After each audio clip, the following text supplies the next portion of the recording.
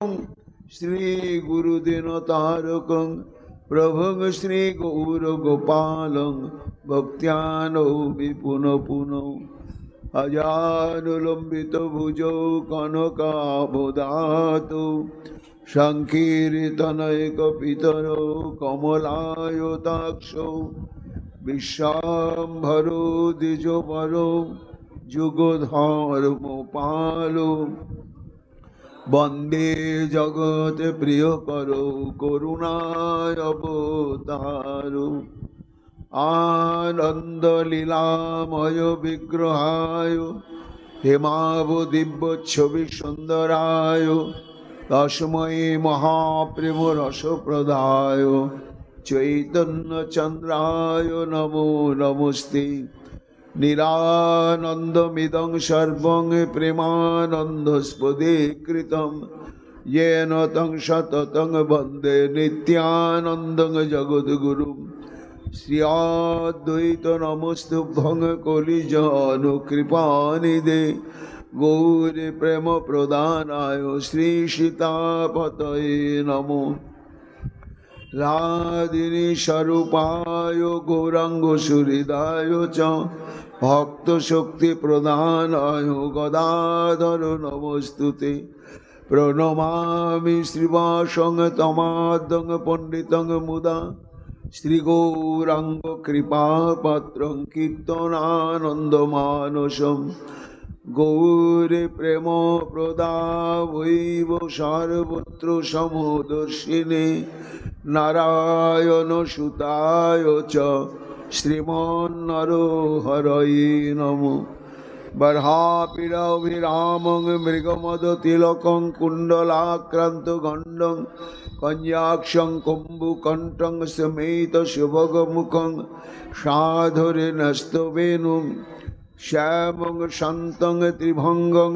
रविकरो वसनभूषितं वैजयन्त्या वंदे वृंदावनस्थयुवती शतवृतं ब्रह्मो गोपालवेशं नमो नलिननेत्राय वेणुवाद्य विनोदिने राधाधर सुधापदं शालिने वनमालिने हे कृष्ण करुणा सिंधु दीनबन्धु जगत्पते गोपेश गोपिका कांत राधा कांत नमोस्तुते मुखं करोति वाचालं पंगुं लंघयते गिरिं यत्कृपातमहं वन्दे परमानन्दमाधवं तप्तो कांचन गौरांगी राधे वृंदावनेश्वरी वृषभानुसुते देवी तं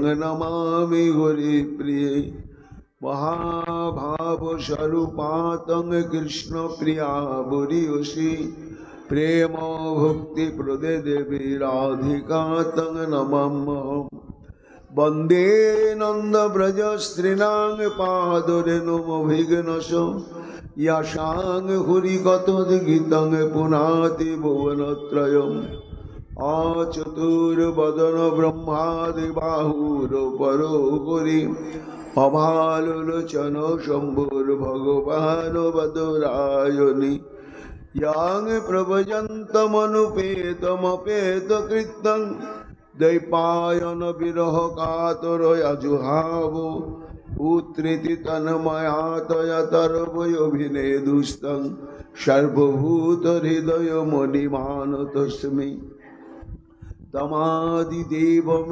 करुणानिधानं तमालुवर्णं सुहितावतारम् अपार संसार समुद्र सेतुं भजामहे श्रीभागवत स्वरूपम् वंशाकल्पतरुभ्यश्च कृपा सिन्धुभ्येव च पतितानां पावनेभ्यो वैष्णवेभ्यो नमो नमो जय रूप सनातन भट्ट रघुनाथ श्रीजीव गोपाल भट्ट दास रघुनाथ भक्ति भरे बंदी छय गोसाईर चरण यहाँ হইতে বিঘ্ন নাশয় অভীষ্ট পূরণ।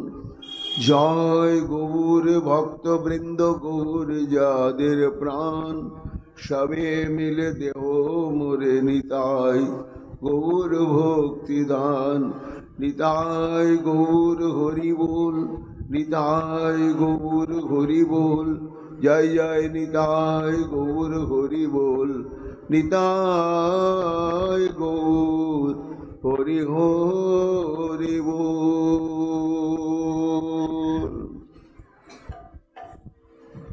মনীন্দ্র বৃন্দ বন্দিতে ত্রিলোক শোক হারিণী প্রসন্ন বক্ত্র পঙ্কজে নিকুঞ্জ ভূবিলাসিনী মনীন্দ্র বৃন্দ বন্দিতে ত্রিলোক শোক হারিণী প্রসন্ন পঙ্কজে নিকুঞ্জ ভূবিলাসিনী ব্রজেন্দ্র ভানু নন্দিনী ব্রজেন্দ্র সোনু সঙ্গতে সদা করি সেবাং কৃপাকটাক্ষ ভাজন সদা করি সেবাং কৃপাকটাক্ষ ভাজন অশোক বৃক্ষ বল্লরী বিতানো মণ্ডপস্থিতে প্রবাল বাল পল্লব প্রভারুণাগিরি কোমলে বৃক্ষবল্লরী বিতানো মণ্ডপস্থিতে প্রবাল বাল পল্লব প্রভারুণাগিরি কোমলে বরাভয় স্ফুরত করে প্রভূত সম্পদালয়ে কদা করি সেবাং কৃপাকটাক্ষ ভাজনম কদা করি সেবাং কৃপাকটাক্ষ ভাজনম অনঙ্গ রঙ্গ মঙ্গল প্রসঙ্গ ভৃঙ্গুর ভ্রুবম কবিভ্রমং শশভ্রমং গৃহান্ত আণপাতনৈ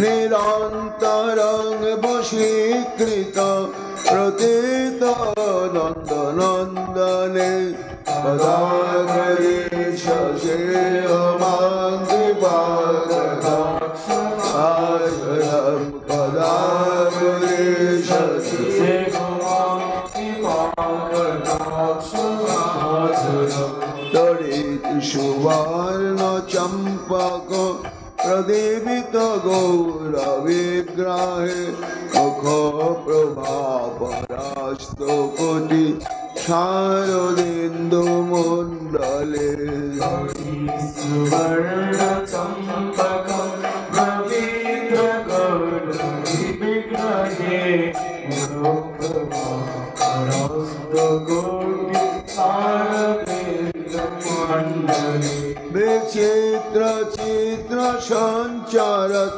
চকর সাবলোচনে কদা করে সেবাং কৃপাকটাক্ষ ভাজনম কদা করি সেবাং কৃপাকটাক্ষ ভাজনম মদন মদাতি যৌবনে প্রমাণ মানমণ্ডিতে প্রিয়ানুরাগ রঞ্জিতে ফলাবিলাস পণ্ডিতে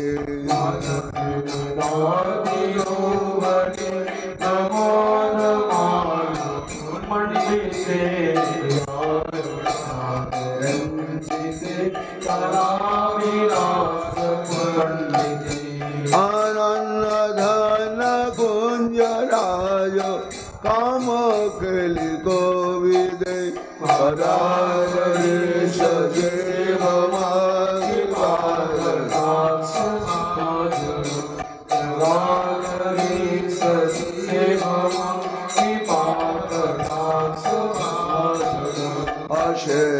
ভাব ভাব ধীর ধীর হারভূষিতে প্রভূত সাত কুম্ভ কুম্ভ কুম্ভে কুম্ভ সুস্তনে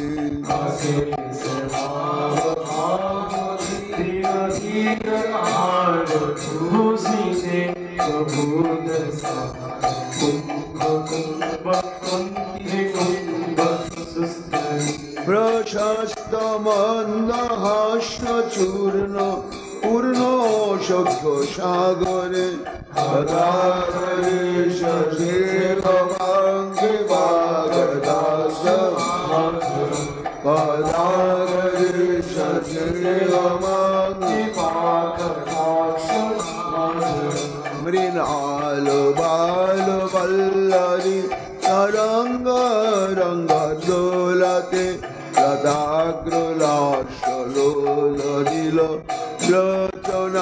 লোচনাবলোকনে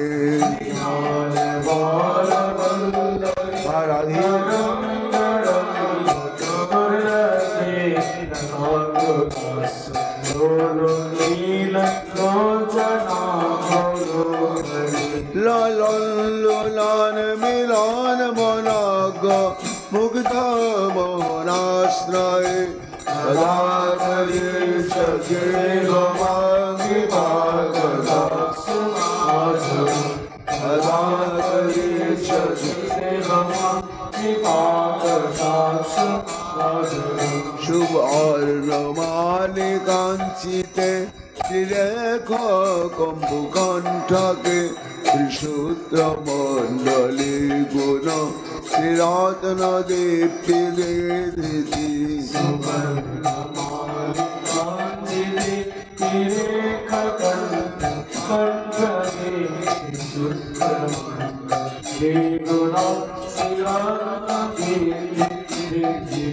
সলোল নীল কুন্তলে প্রসূন গুচ্ছ গুম্পিতে সদাগরে শশে ভবাঙ্গে বাগদাস সদাগরে শশে ভবাঙ্গে বাগদাস নিতম্ব বিম্বলম্বমান পুষ্পমেখলা গুণে প্রশস্ত রত্ন কিঙ্কিণী কলাপমোদ্যমঞ্জুলে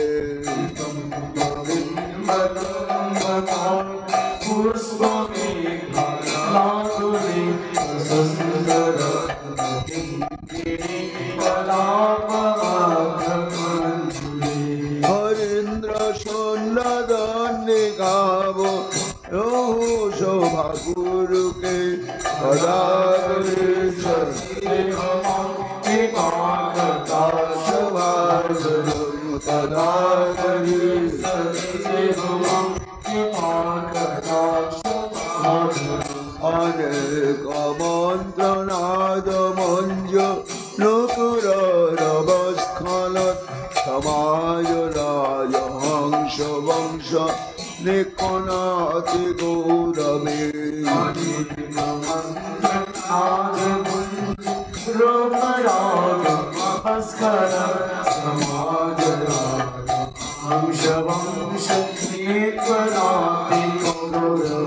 বিরল হেম বল্লরি বিরমে চারু চক্রমে সদাগরে শশে ভবাঙ্গে বাগদাস সদাগরে শশে ভবাঙ্গে বাগদাস অনন্ত কোটি বিষ্ণু লোক নম্র পদ্মযাচিতে হিমাদ্রিজা পুলো মুজা ফিরিঞ্চি যা বড় প্রদে বিষ্ণু লোক নম্র পদ্মযাচিতে হিমাদ্রিজা পুলো মুজা ফিরিঞ্চি যা বড় প্রদে অপার সিদ্ধি বৃদ্ধি দিগ্ধ সাত বদাঙ্গুলি নকে সদাগরে শশে ভবাঙ্গে বাগদাস সদাগরে শশে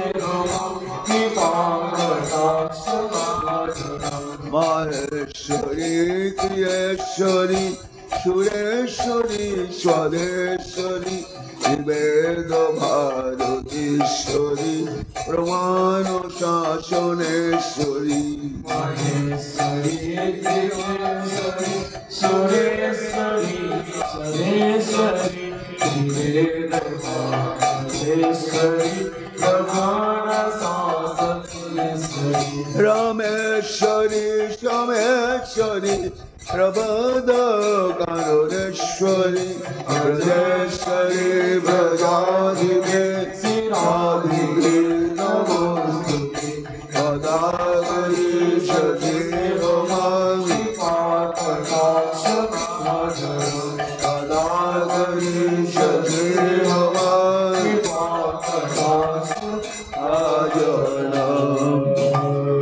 राधा रानी की जय अपार करुणा वै राधा रानी की जय प्रेम भक्ति प्रदायिनी राधा रानी की जय जय जय श्री राधे श्याम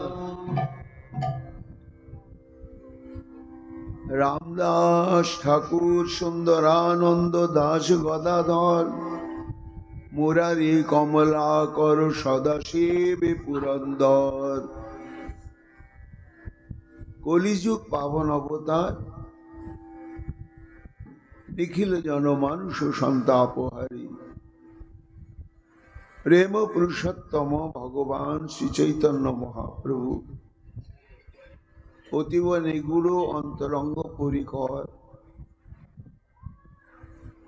कृष्ण भक्त चूड़ामणि कविकुल मुकुटमणि परम पूज्य पाद श्रीमद कृष्णदास कविराज गोस्वामी तार श्री श्री चैतन्य चरितामृत ग्रंथे अंतलीलाय षष्ठ परिच्छेदे पानीहाटीते श्रीमन नित्यानंद प्रभु सपरिकर अवस्थान करছেন এবং অনুরাগ নিয়ে বারবার গৃহত্যাগের প্রচেষ্টা করেও সফল হতে না পেরে রঘুনাথ দাস গোস্বামী সম্যক রূপে উপলব্ধি করলেন। কি উপলব্ধি করলেন? না আধারকে আশ্রয় ব্যতি রেখে আধেয় বস্তু পাওয়া যায় না। যায় কি? আপনি বা আমি জল চাইছি, তাহলে তো একটা পাত্রের মধ্যে জল নিয়ে এসে দেবে। একজন ব্যক্তি পিপাসায় কাতর, বলছে জল দাও জল দাও। তা একটি ভালো গ্লাস ভর্তি জল নিয়ে এসে সামনে দাঁড় করিয়েছে। তো গ্লাসটাকে দেখেই তো সে ক্রোধে অগ্নিশর্মা, বলে এই তুমি এত দামি কাঁসার গ্লাসটা এনেছো, পিপাসায় আমার বুকের ছাতি ফেটে যাচ্ছে, এই গ্লাসটাকে কর্মর করে চিবিয়ে খেলে আমার পিপাসা নিবৃত্তি হবে? তাই তো। তখন তার উত্তরে তিনি বলছেন, শুনুন, জল এমন একটি বস্তু, ওকে এমনি এমনি আনা যাবে না। আনতে গেলে কোনো একটা পাত্রের মাধ্যমেই আনতে হবে। কাজে আপনি শুধু পাত্রটা দেখলেন, আপনার যে পিপাসা নিবারণের বস্তুর জল সেটা পাত্রের মধ্যে আছে সেটা দেখুন, এবং এই গ্লাসটাকে পাত্রটাকে অবলম্বন করে আপনার প্রয়োজনীয় যেটি জল সেটি পান করুন, তৃষ্ণা নিবৃত্তি হবে। তো জল পান করলেন, তার তৃষ্ণা দূর হয়ে গেল। তা তেমনি যেমন আধার ব্যতিরেকে আধেয় বস্তুকে প্রাপ্ত হওয়া যায় না, তেমনি এই নিতাই গৌর অবতারে এই কলিযুগে আধার তত্ত্ব হচ্ছে আমার নিত্যানন্দ। বিষয় আশ্রয় তত্ত্ব বা আধার তত্ত্ব। এই আধার তত্ত্বের মধ্যে শ্রীকৃষ্ণ চৈতন্য নামক মহাপ্রভু আমার সেই জলের ন্যায় অবস্থান করছে। কাজে কেউ যদি মহাপ্রভুকে পেতে চান, তাহলে মহাপ্রভু নামক দুর্লভ বস্তুটি তো নিত্যানন্দ নামক আধারের মধ্যেই অবস্থান করছে। কাজেই নিতাই নামক আধারকে আশ্রয় না করা পর্যন্ত, নিত্যানন্দ প্রভুকে আশ্রয় না করা পর্যন্ত কখনো শ্রীমন মহাপ্রভুকে পাওয়া যাবে না। কেন যাবে না? না এইখানে মহাপ্রভু শ্রীমন নিত্যানন্দ প্রভুকে সম্পূর্ণ অধিকার দিয়ে দিয়েছে যে তুমি আমাকে যার কাছে দান করে দেবে আমি চিরকাল তারই হয়ে যাব নিতাই। তোমার কাছ থেকে যদি কেউ না নেয় স্বতন্ত্র ভাবে আমি তার কাছে কখনো বিকিয়ে যেতে পারবো না। খুব গভীর তত্ত্ব এটি। প্রথমে দাস গোস্বামী পাদ বুঝতে পারেন নাই, পরে পরে পরে অনুভব করলেন যে আমার গৌর চরণ প্রাপ্তির পথে যে এই বাধা, এই বাধার মূলেই হচ্ছে একটি কারণ, সেটি হচ্ছে অক্রুত পরমানন্দ নিত্যানন্দ রায় সে নিতাই চাঁদের কৃপা আমি প্রাপ্ত হই নাই, আনুগত্য স্বীকার করি নাই। কাজেই নিতাই চাঁদকে অতিক্রম করে কখনো কলিযুগে শ্রী চৈতন্য মহাপ্রভুকে পাওয়া যাবে না। এটি যখন সম্যক রূপে উপলব্ধি করলেন তাহলে তো নিতাই চাঁদের কাছে যেতে হবে। কোথায় আছেন তিনি অনুসন্ধান করতে করতে জানলেন পানিহাটিতে অবস্থান করছেন শ্রী চৈতন্য মহাপ্রভুর আদেশ নির্দেশ মতো এবং মহাপ্রভুর মনোবিলাস পূরণের জন্যই তিনি সমগ্র গৌর মণ্ডলে অকাতরে নাম প্রেম বিতরণের সংকল্প নিয়ে তিনি এসেছেন সপরিকর এবং পানিহাটিতে অবস্থান করছে। এসব আমরা বলেছি আগে। এবার দাস গোস্বামী পাদ পানিহাটে গিয়ে দেখলেন নিতাই চাঁদের দর্শন পেয়ে গেলেন, কৃপা হয়ে গেল নিতাই চাঁদ।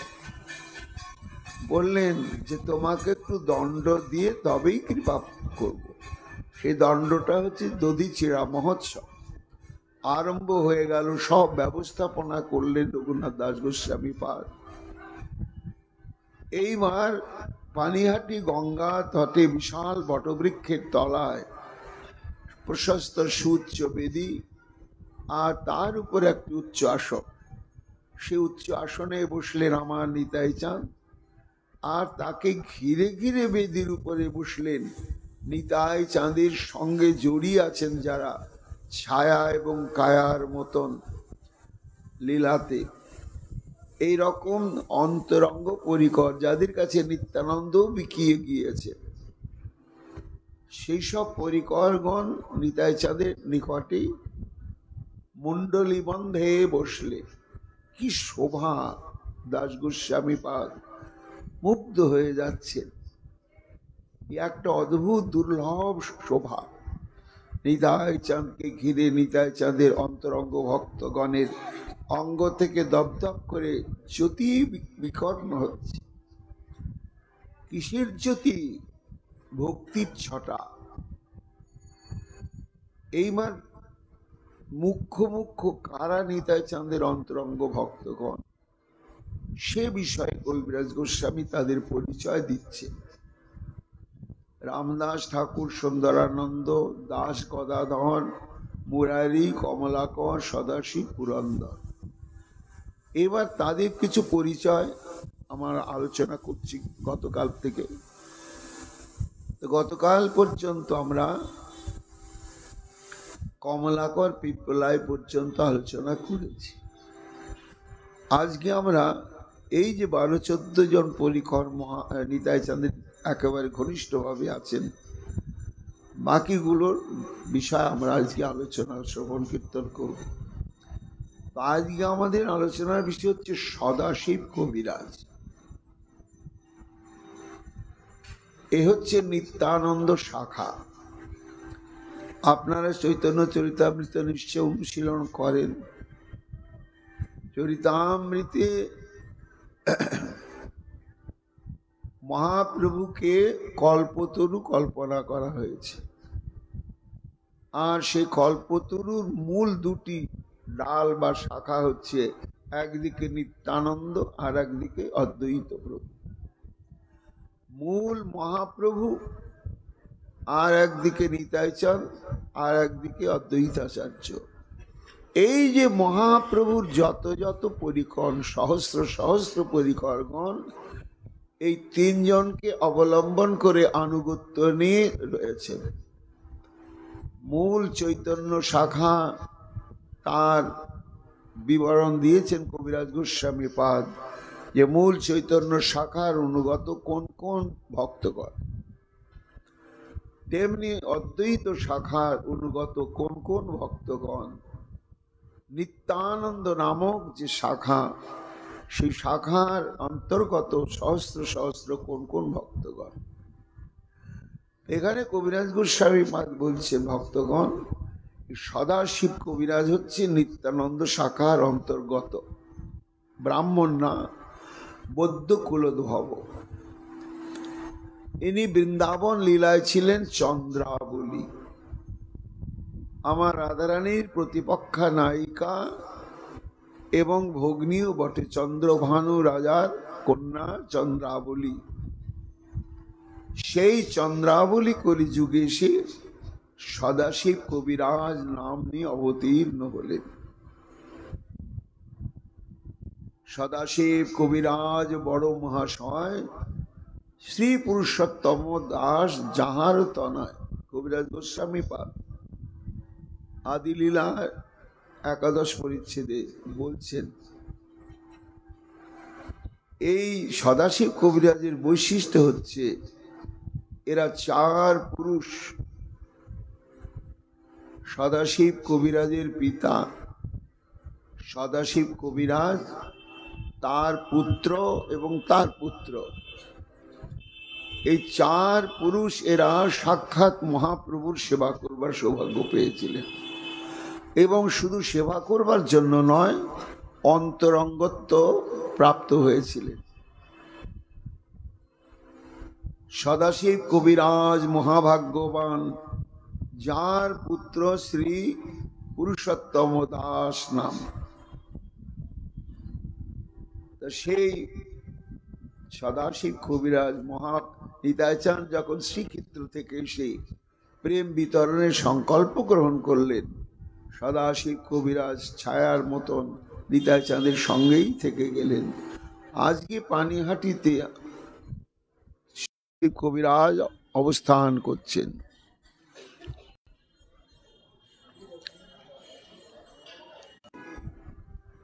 এই মহাপ্রভুর অবতারে তিনি হলেন পুরন্দর পণ্ডিত।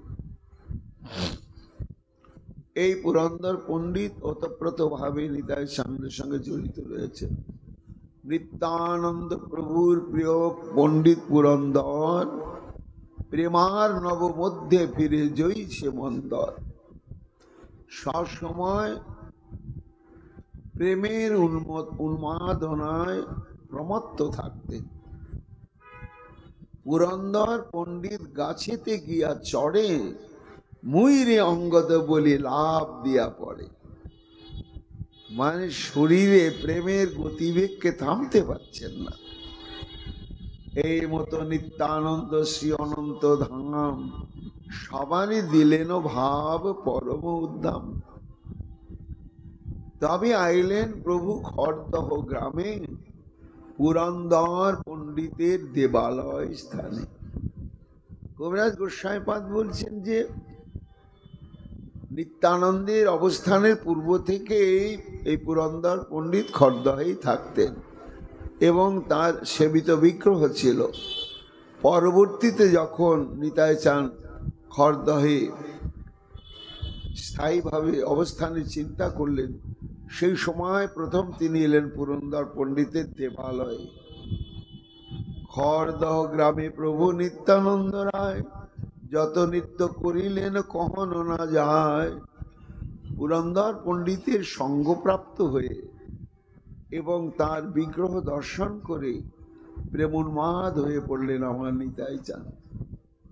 পুরন্দর পণ্ডিতের পরম উন্মাদ, বৃক্ষের উপরই চড়ে করে সিংহনাদ।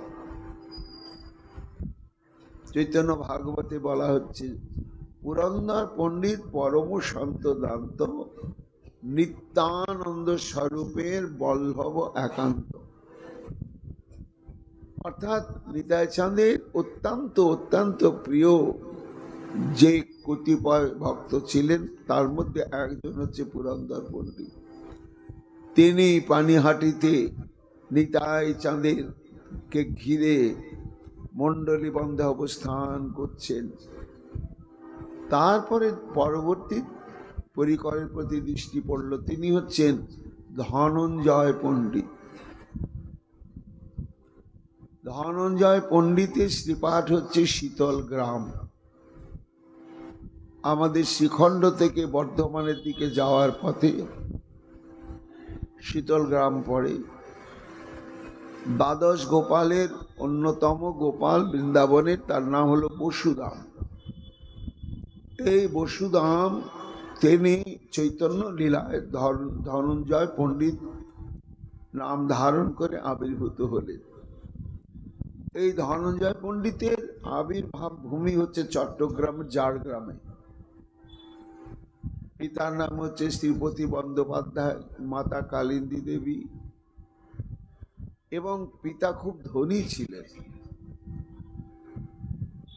পরবর্তীতে পিতা ধনঞ্জয় পণ্ডিতকে এক অসামান্য রূপ লাবণ্যবতী কন্যার সঙ্গে বিবাহ প্রদান করে এবং কিছুদিন সঙ্গ প্রভাবে বিষয় হয়ে পড়েন ধনঞ্জয় পণ্ডিত। তারপরেতেই অন্তরে যার বৈরাগ্যটি আছে পূর্ব সংস্কার অনুসারে, সেটি কেন আর চাপা থাকবে? বুঝতে পারলেন যে এই সাংসারিক ভোগ বিলাস বা সুখ এ একেবারে অনিত্য, এর কোনো নিত্যতা নেই, ক্ষণস্থায়ী এবং পরিণাম দুঃখজনয়, দুঃখের কারখানা। তখন তার বৈরাগ্যের উদয় হলো। একদিন এমন পরম রূপসী রমণী তার স্ত্রীকে পরিত্যাগ করে, বিত্ত বৈভবকে ত্যাগ করে, কিচ্ছু না বলে তিনি তীর্থ ভ্রমণে বেরিয়ে পড়লেন। পরে শ্রী চৈতন্য মহাপ্রভুর সান্নিধ্য প্রাপ্ত হলেন এবং মহাপ্রভুর ইচ্ছাতে নিতাই চাঁদের কাছে আত্মসমর্পণ করলেন। করে নিতাই চাঁদের ইচ্ছায় এই শীতল গ্রাম নামক একটি স্থানে সেই বিগ্রহ প্রতিষ্ঠা করে তিনি সেখানেই জীবনের শেষ দিন পর্যন্ত অবস্থান করেছিলেন। নিত্যানন্দ প্রিয়ভৃত্য পণ্ডিত ধনঞ্জয় অত্যন্ত বিরক্ত সদা কৃষ্ণ প্রেমময়, কবিরাজ গোস্বামী পাদ বলছে। এবং বৈষ্ণব বন্দনায় বলা হয়েছে, বিলাসী বৈরাগী বন্দ পণ্ডিত ধনঞ্জয় সর্বস্ব প্রভুরে দিয়া ভাণ্ড হাতে লয়। পরবর্তীতে যথা সর্বস্ব শ্রীমন মহাপ্রভুর উদ্দেশ্যে উৎসর্গ করে তিনি একমাত্র করঙ্গকে অবলম্বন করলেন। এরপরে রঘুনাথ দাস গোস্বামী পাদ দেখছেন যে সেই চৌতারাতে বসে রয়েছেন অষ্টম পরিকর নিতাই চাঁদকে ঘিরে, তিনি হচ্ছেন জগদীশ পণ্ডিত। কে জগদীশ পণ্ডিত? পূর্বলীলায় না গৌর গণোদ্দেশ বিবেকানুসারে এর পরিচয় হচ্ছে পূর্বলীলায় শ্রীকৃষ্ণের একজন সখা, তার নাম হচ্ছে চন্দ্রহাস। পূর্বলীলায় তার নাম হচ্ছে চন্দ্রহাস। এই চন্দ্রহাস নামক সখা এই শ্রী চৈতন্য অবতারে জগদীশ পণ্ডিত নামে পরিচয় লাভ করলেন। এরকম প্রবাদ আছে, তার অলৌকিক শক্তির কথা, যে জগদীশ পণ্ডিত শ্রীক্ষেত্রে গিয়েছেন, গিয়ে জগন্নাথ বলদেব সুভদ্রার রূপ মাধুর্যে তিনি আকৃষ্ট হয়ে তাঁর ইচ্ছা হলো এই বিগ্রহই আমি সেবা করব, বাকি জীবন এই বিগ্রহের সেবা নিয়েই আমি থাকব। তখন প্রত্যাদেশ হলো যে তুমি আমার বিগ্রহ শ্রীক্ষেত্র থেকে নিয়ে গিয়ে স্থাপন করো। তা কেমন অলৌকিক শক্তি ছিল যে জগন্নাথ দেবকে একটা লাঠিতে বহন করে পদব্রজে সুদূর শ্রীক্ষেত্র থেকে তিনি তার যে শ্রীপাঠ হচ্ছে যশোরা নামক গ্রাম, সেই যশোরা নামক গ্রামে এসে তিনি সেখানেই স্থাপন করলেন এবং জীবনের শেষ মুহূর্ত পর্যন্ত তিনি সেখানেই থাকলেন। কিন্তু যতদিন নিতাই চাঁদ প্রেম বিতরণ লীলায় ব্যস্ত থাকলেন ততদিন নিতাই চাঁদের সঙ্গেই থাকলেন। জগদীশ পণ্ডিত হয় পতিত পাবন, কৃষ্ণ প্রেমামৃত বর্ষে যে বর্ষা সম। এরপরে কবিরাজ গোস্বামী পাদ বলছেন, ভক্তগণ, নিতাই চাঁদকে ঘিরে যে অষ্টম পরিকর এই দধিচিরা মহোৎসবে অবস্থান করছেন, তার নাম হচ্ছে পরমেশ্বর দাস, আবার পরমেশ্বরী দাসও বলা হয়। একই অর্থ, পরমেশ্বরী দাস আর পরমেশ্বর দাস। এ হচ্ছে বৃন্দাবন লীলায় অর্জুন নামক শ্রীকৃষ্ণের সখা। কেতু গ্রামে এর আবির্ভাব এবং মা জাহ্নবা দেবীর বিশেষ কৃপাভাজন। দীর্ঘকাল খড়দহে অবস্থান করতেন এবং মা জাহ্নবা দেবী তাকে আদেশ করেছিলেন হুগলি জেলা তড়া আটপুর বলে একটা জায়গা আছে, হরিপাল থেকে যেতে হয়, সেখানে শ্রীপাঠ স্থাপন করলেন। মা বললেন, জাহ্নবা দেবী, ঈশ্বরের মনোবৃত্তি কে বুঝিতে পারে? শ্রী পরমেশ্বরী দাস কহে ধীরে ধীরে, তড়া আটপুরে গ্রামে শীঘ্র করি যাহ, তথা রাধা কৃষ্ণ গোপীনাথ সেবা প্রতিষ্ঠা হোক। পরমেশ্বরী দাস, তুমি এতদিন তো আমাদের সেবা করলে, এইবার আমাদের আগমন তো হচ্ছে এই কলিজীবের জন্য। তা কলিজীব যাতে স্থায়ীভাবে ভক্তি প্রবাহ প্রাপ্ত হয়, তার জন্য মাঝে মাঝে জনসমাজের মাঝে মাঝে শ্রীপাঠ স্থাপন সেবা প্রবর্তনের প্রয়োজন আছে।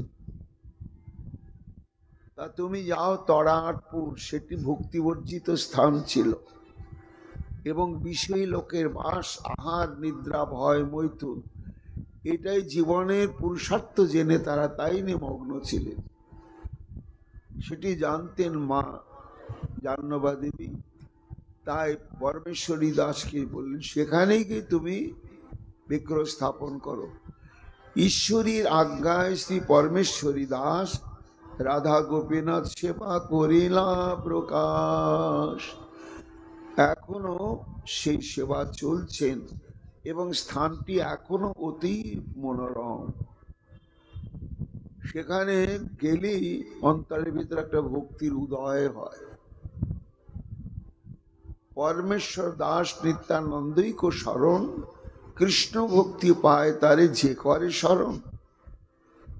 কবিরাজ গোস্বামী পাদ চৈতন্য চরিতামৃতে বলছেন, আদিলীলা 11 পরিচ্ছেদে, যে পরমেশ্বর দাসকে যদি স্মরণ করা হয় তাহলে ওর কৃষ্ণ ভক্তির উদয় হবে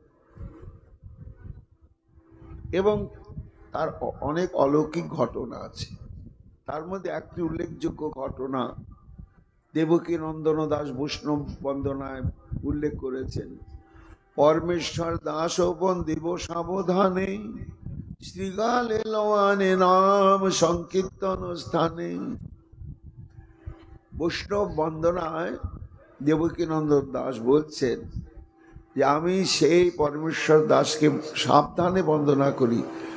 সাবধান মানে কি? অকপটে, সৌজন্যমূলক বন্দনা নয়, আন্তরিক বন্দনা।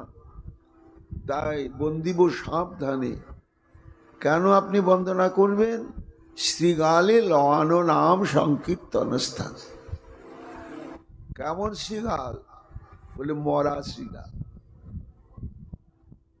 তার ইতিহাসটি কেমন ছিল না, আটপুর, তড়া আটপুর এবং শ্রীরামপুর মাহেশ খুব দূরাদূরি স্থান নয়।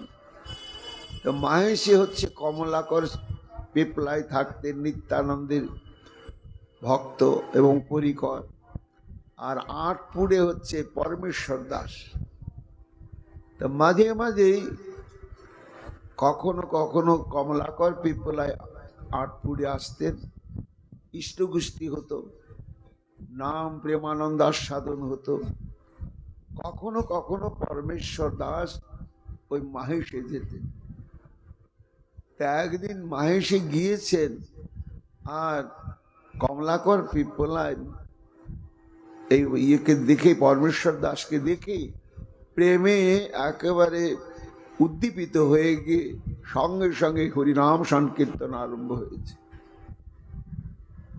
এমন সংকীর্তন, স্মৃতি নাই, ক্ষুধা নাই, পিপাসা নাই, আর সেই সংকীর্তনে নৃত্য করছেন পরমেশ্বর দাস, কমলাকর পিপলাই এবং তাদের অনুগত আরো ভক্ত মৃদঙ্গ করতাল বাজছে।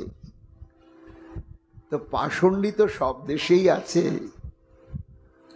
এখন কিছু পাষণ্ডী ভাবছে এদেরকে নিয়ে মজা করা হোক। কি মজা করা হবে?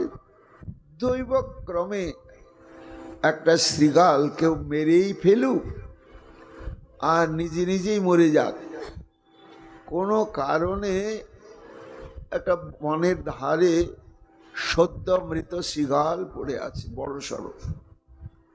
হঠাৎ সেই পাষণ্ডীদের দৃষ্টি পড়লো শ্রীগালটার উপরে, চল তো ভাই মজা করি। তখন সেই মৃত শ্রীগালটাকে ধরাধরি করে নিয়ে, তাদের তো দেহস্মৃতি নেই, আনন্দে কে এলো কে যাচ্ছে কি না হচ্ছে একেবারে মানে তারা দেহস্মৃতি হারিয়ে নামানন্দের সমুদ্রে একেবারে ডুবে গিয়েছে। প্রাণের সঞ্চার হয়ে গেল শ্রীগালের মধ্যে একেবারে। শ্রীগাল তো উঠলো, উঠে স্বরূপের জাগরণ হয়ে গেল। কি না জন্ম কর্মসূত্রে সে শ্রীগাল জনই প্রাপ্ত হয়েছে এবং এতদিন সে জানতো আমি শ্রীগাল। কিন্তু এইবার যখন তার চেতনা ফিরল, পুনর্জীবিত হলো, তখন সেই শ্রীগালটি অনুভব করলে আমি তো শ্রীগাল নয়, আমি কি বটে? জীবের স্বরূপ হয় কৃষ্ণের নিত্য দাস। আর সেই সংকীর্তন হচ্ছে, তখন শ্রীগালের মুখে মানুষের মতন কণ্ঠস্বর হরিবোল হরিবোল ধ্বনি ব্যক্ত হতে শুরু করল। কবিরাজ গোস্বামীপাদ বলছেন এই নিতা চাঁদের পরিকর গণের অলৌকিক মহাশক্তি।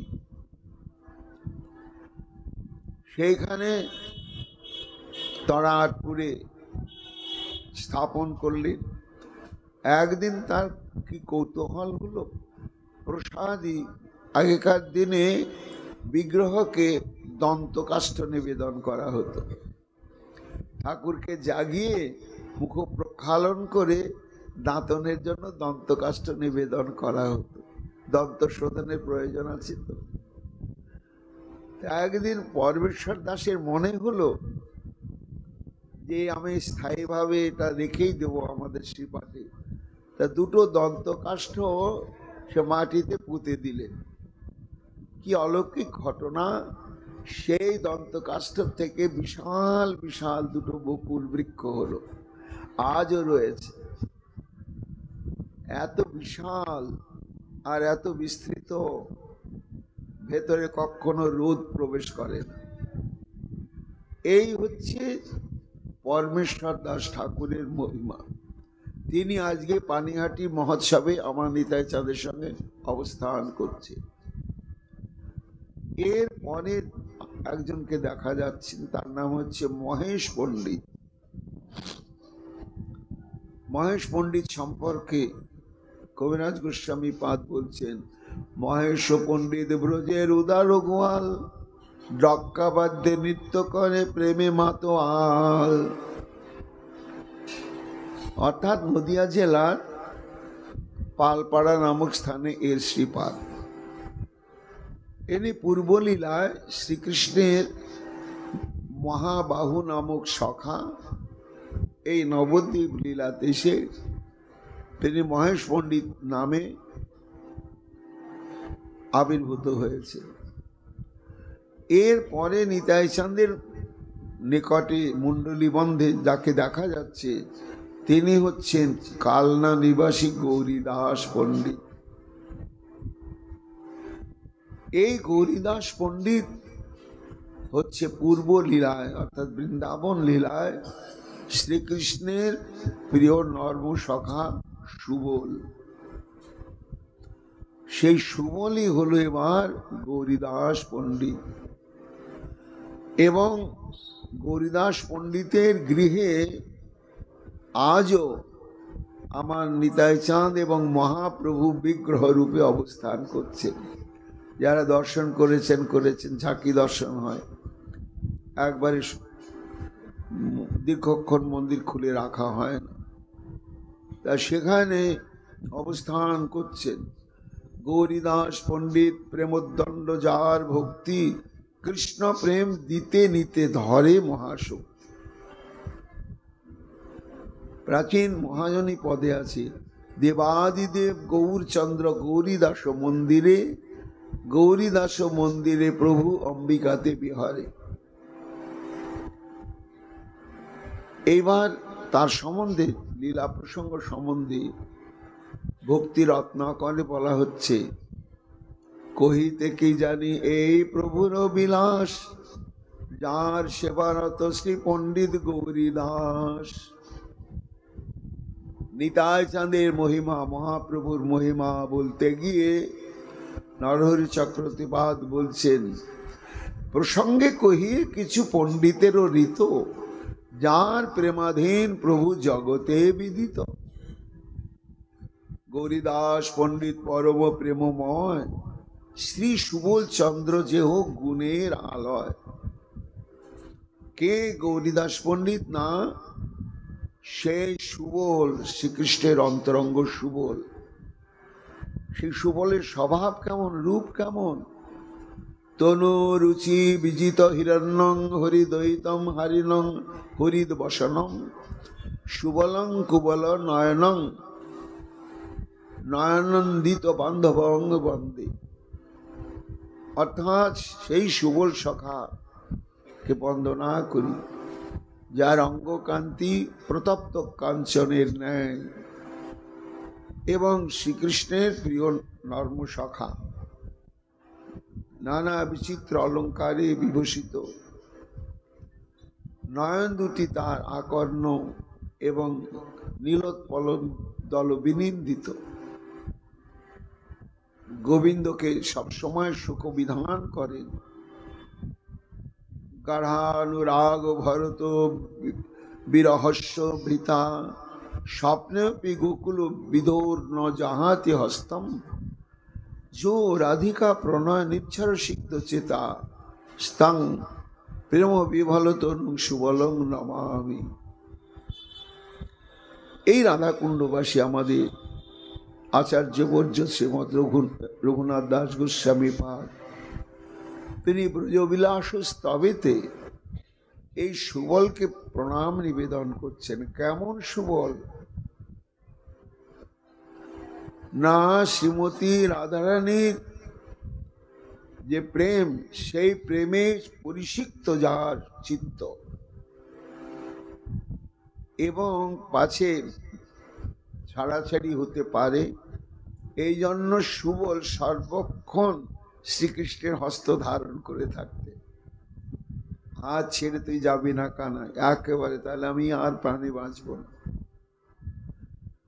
এবং এর ভাব ছিল, আকৃতিটি পুরুষের মতো, সখা বটে, কিন্তু ব্যবহার, কথোপকথন, প্রচেষ্টা, আচরণ সমস্তই হচ্ছে রাধা কিঙ্করীগণের মতো।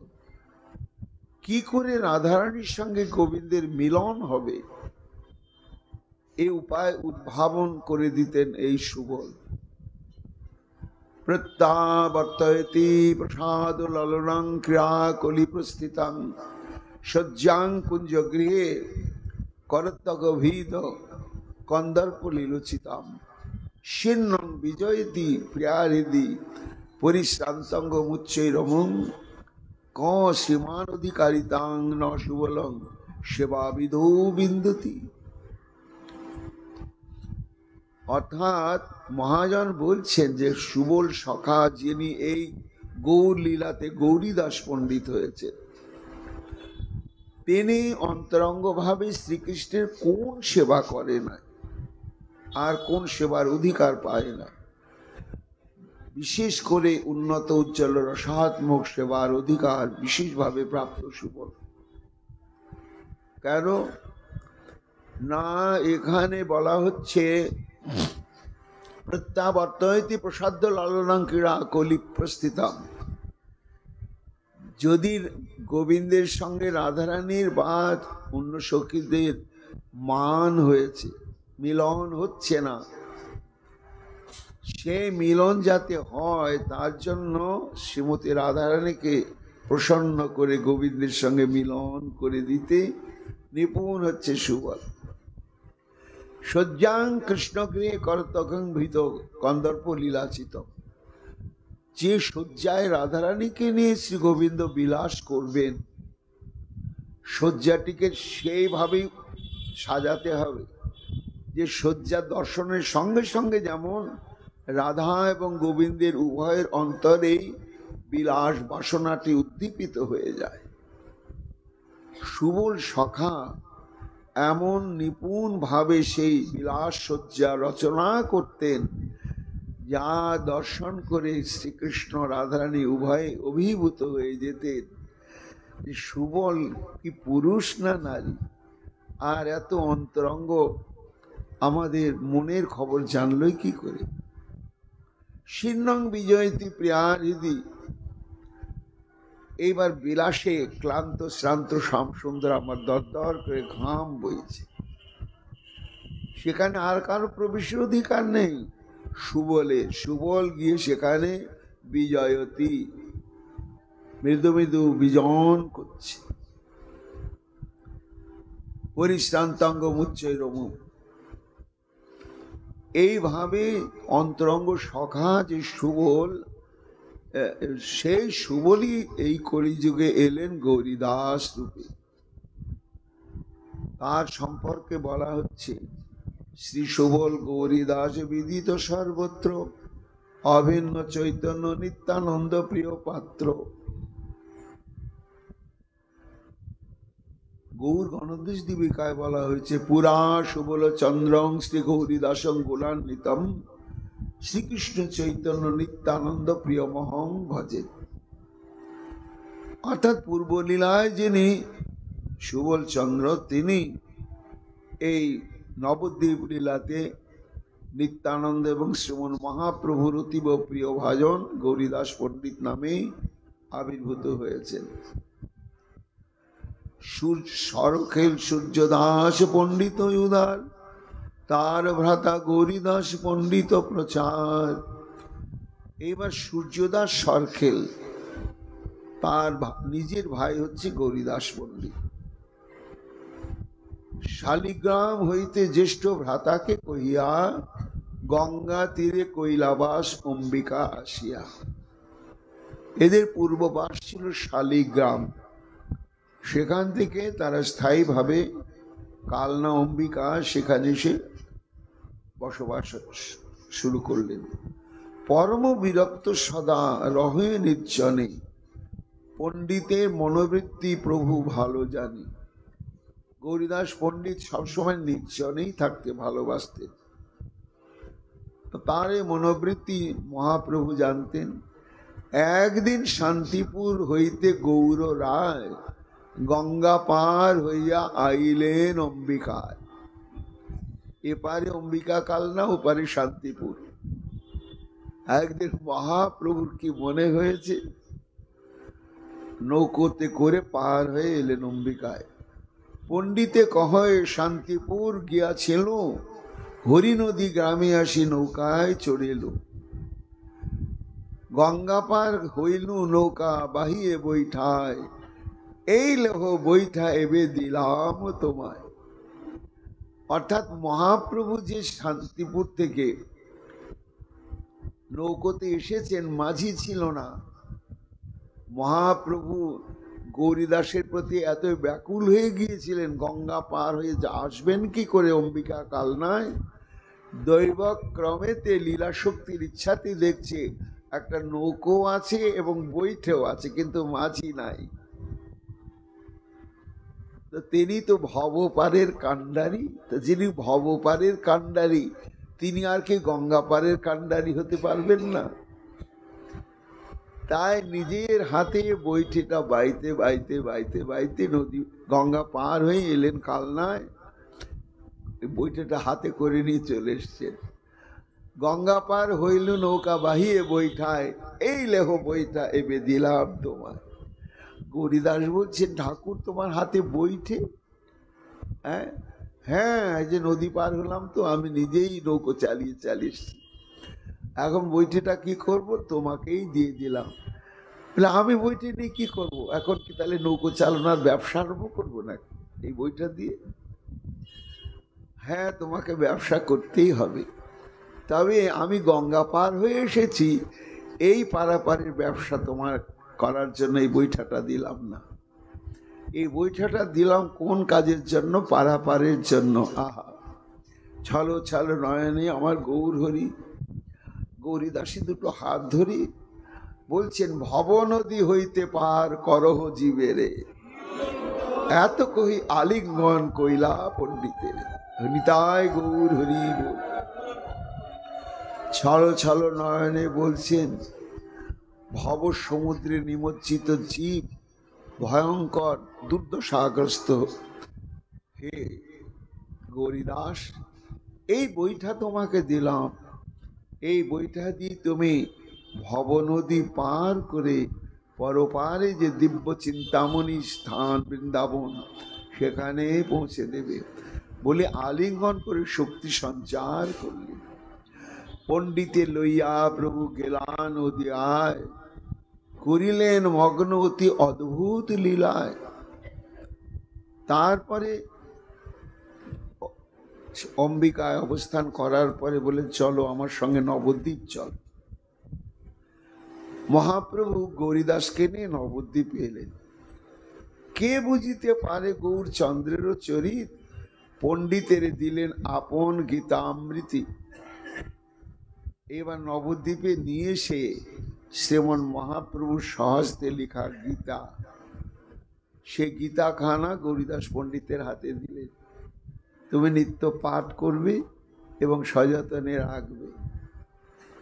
কিছুদিন পণ্ডিত আসি অম্বিকায়, প্রভু দত্ত গীতা পাঠ করেন সদায়। প্রভুর শ্রী হস্তের অক্ষর গীতাখানি, দর্শনে যে সুখ তাহা কহিতেই না যায়। মহাপ্রভু নিজের হাতে লিখেছেন তো, একেবারে বুকে করে রাখেন গৌরীদাস মহাপ্রভুর সহস্তে লেখা গীতাখানি। প্রভু দত্ত গীতা বৈঠা প্রভু সন্নিধানে, অদ্যাপি অম্বিকায় দেখে ভাগ্যবান। এখানে লেখক বলছেন যে এখনো অম্বিকা কালনাতে গৌরীদাসের শ্রীপাঠে সেই মহাপ্রভু প্রদত্ত বইটাখানাও আছে এবং মহাপ্রভু প্রদত্ত গীতাখানাও আছে। ওখানকার সেবায়িতের সঙ্গে যোগাযোগ করে দর্শন করতে হয়। পণ্ডিতের সুযশ কহিতে অন্ত নাই, যাহার সর্বস্ব কৃষ্ণ চৈতন্য নিতাই। সদামত্ত নিতাই চৈতন্য গুণগানে, নিতাই চৈতন্য বিনা অন্য নাহি জানে। নিতাই চৈতন্য দুটি নয়নের তারা, আনে কি জানিব এই অদ্ভুত প্রেমধারা। গৌরীদাস পণ্ডিতের যেন দুটি নয়ন আমার মহাপ্রভু এবং নিত্যানন্দ। জানি কি আনন্দ বাড়ায় সন্দর্শনে, দুঃখের অবধি হয় তিলেক বিহনে। তা এই নিতাই গৌরের সঙ্গ থেকে বঞ্চিত হয়ে থাকতে পারেন না, সর্বক্ষণই তাদেরকে সান্নিধ্যে রাখতে চান। মহাপ্রভু বুঝলেন, তাই পণ্ডিতের মন জানি প্রভু গৌর হরি, একদিন পণ্ডিতে কহয়ে যত্ন করি।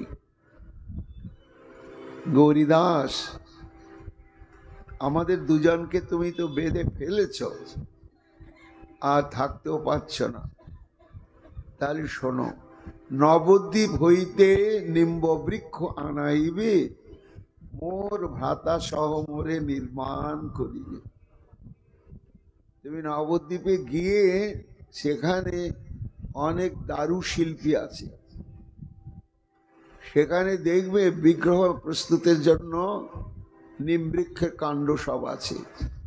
তা পছন্দ মতো তুমি সেখানে নিয়ে আসবে, নিয়ে এসে আমাদের দুই ভাইয়ের প্রতিমূর্তি করবে। তুমি চিন্তা করো না, অনায়াসে নির্মাণ হইব মূর্তিদ্বয়, তুয়া অভিলাষ পূর্ণ করিব নিশ্চয়। এই যে আমাদের দুই ভাইকে ছেড়ে তুমি থাকতে পারছো না, এই অভিলাষটা পূর্ণ হবে। শুনিয়া পণ্ডিত অতি উল্লসিত হইলা, যত্নে দারু বিগ্রহ নির্মাণ করিলা। নির্মাণ কি করবেন? নিতাই চান মহাপ্রভুই তো তারা বিগ্রহ রূপে আত্মপ্রকাশ করলেন। আপনে প্রকটায়ে যে নির্মাণ করিল সে প্রভুর কৃপা পাত্র, আপনে প্রকটায়ে অন্যের ছল মাত্র।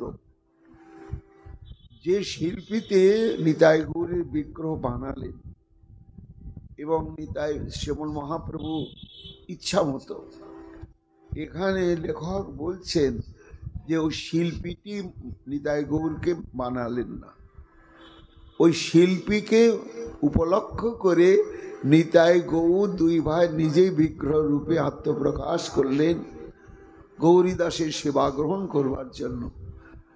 দেখিয়া অদ্ভুত মূর্তি গৌরীদাস উদার, হইলা অদূর্য নেত্রে ধারা অনিবার। আপনা মানিয়া ধন্য লইয়া প্রিয়গণ, অভিষেক ক্রিয়ার কর আয়োজন। লোকশাস্ত্র মতে শ্রী বিগ্রহের শুভক্ষণে অভিষেক করি বসাইলা সিংহাসনে।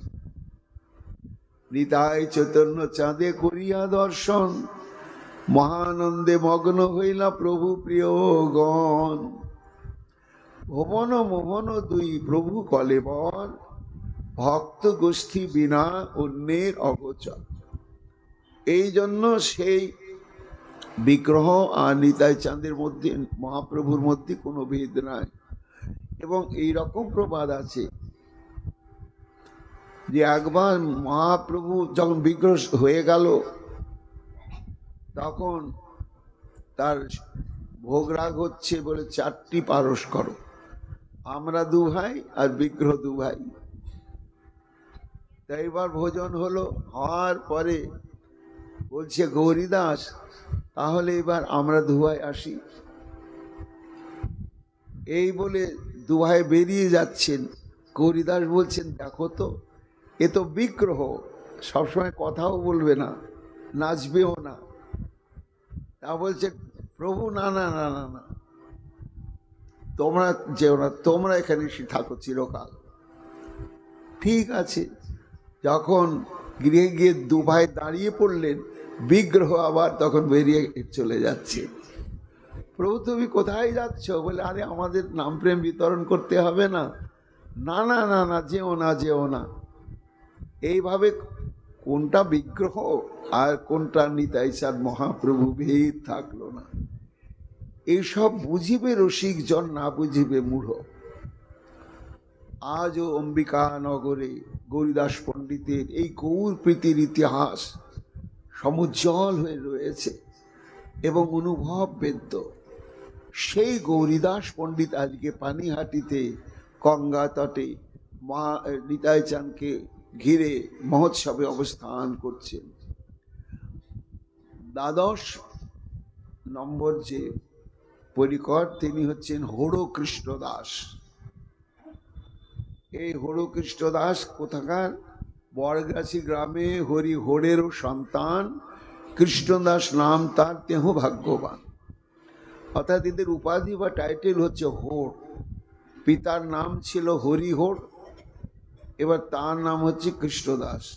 নিত্যানন্দ পদে যার সুদৃঢ় ভকতি, করাইতে বিবাহ যার অতি আত্মী।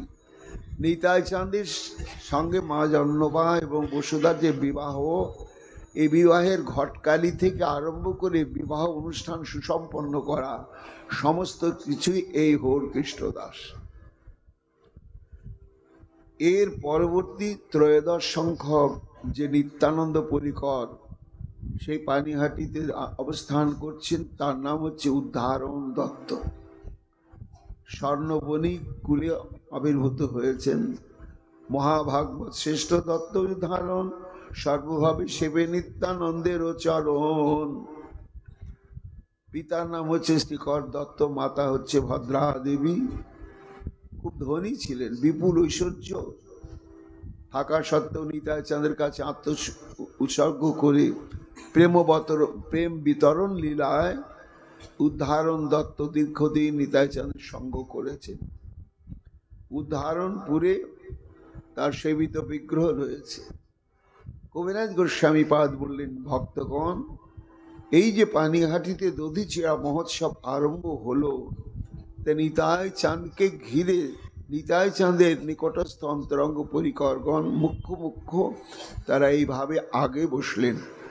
এইবার তারপরে পরবর্তী যোগ্যতা অধিকারী ভক্তগণ, তারপরে যোগ্যতা অধিকারী ভক্তগণ এবং সর্বশেষে আপামর জনসাধারণ সবাই সে মহোৎসবে কিভাবে দধিচিড়া ভোজন করলেন এবং সেখানে মহাপ্রভু আগমন করলেন কিনা আগামীকাল আমরা তা শ্রবণ কীর্তন করব।